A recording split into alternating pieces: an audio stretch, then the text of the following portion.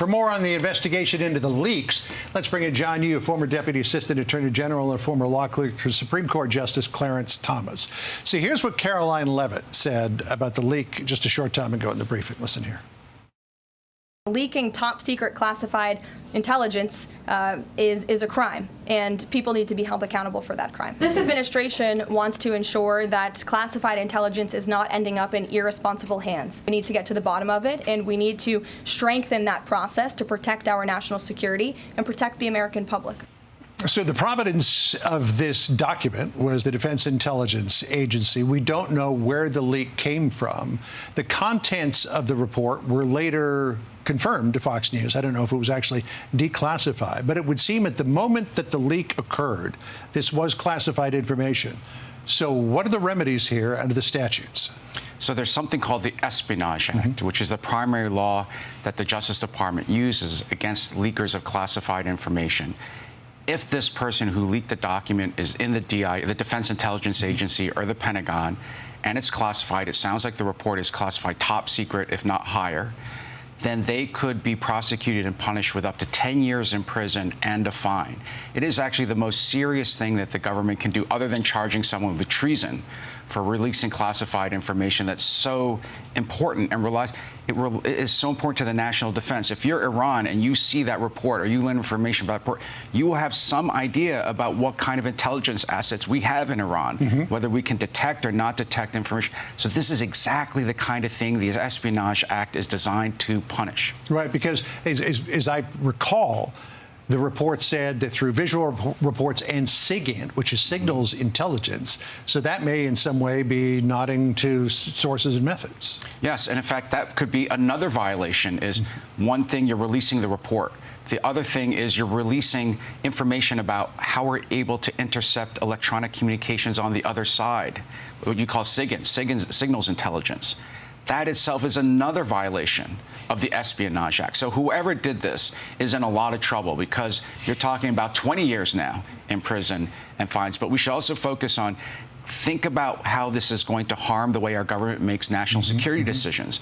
When we're going to have the next bombing attack, we have to do the next damage assessment. This is going to cause problems for us actually credibly thinking about, did we cause enough damage? Should we go back? People are going to be reticent. They're not going to be candid in these documents if they're going to get leaked out into the open. So the FBI is looking into this. The Deputy Attorney General, Todd Blanche, says that he is prepared to bring journalists and other correspondents in to ask them questions about where this leak might have come from. And he says that nobody is immune to this, because there's a chance maybe it came off Capitol Hill, we don't know. He said that no one is immune from criminal liability for putting the safety of the United States at risk.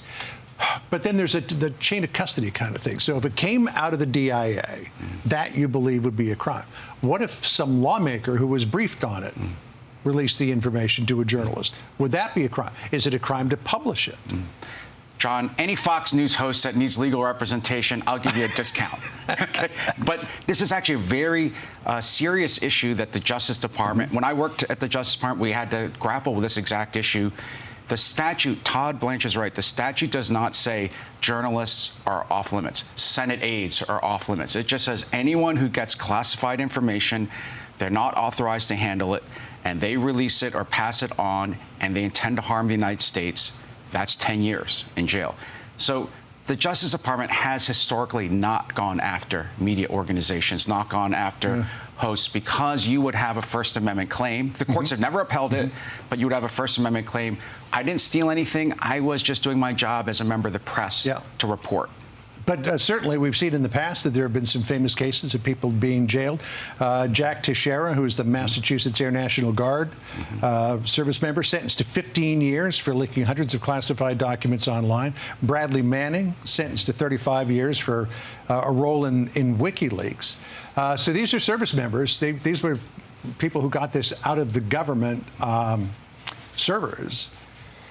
So we know what happens to them potentially. We'll see what happens if you're sort of two or three people down the line, I guess. Yeah, the point is the government can best police this by punishing the people in the government who have the obligation to keep it really secret. It becomes, as you said, John, once you get into these chain of custody ideas, once you try to prove, does someone really have an intent to harm the United States when they got it, maybe when they published it, those are harder prosecutions to make. So that's why the Justice Department has paused and not brought those cases. Got it. Thank you for joining us today, John. It was great to get your expertise, and perhaps we will see you back here again tomorrow for some very important Supreme Court announcements. Thanks. Love to. Hey everyone, I'm Emily Campagno. Catch me and my co-hosts Harris Faulkner and Kaylee McEnany on Outnumbered every weekday at 12 p.m. Eastern, or set your DVR.